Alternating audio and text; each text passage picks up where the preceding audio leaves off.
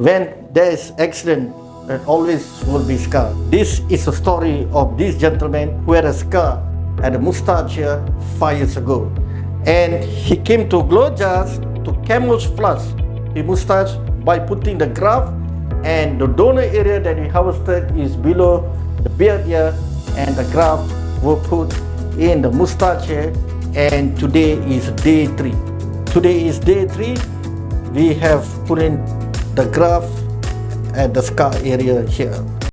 We can see there's no swelling, there's no bleeding, and the graft is perfectly clean and is almost covering the scar area, and both mustache right and left is connected. Donor area, we select the donor area here because this graft head is similar or same caliber as the mustache. This is called the beard to mustache transplant, and the indication is to cover the scar from accident 5 years ago. Hi, I feel very happy today.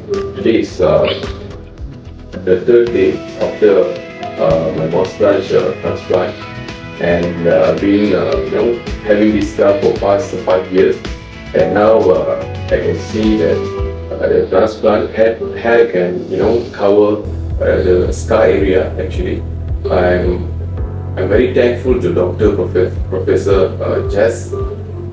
Thank you, Glojas.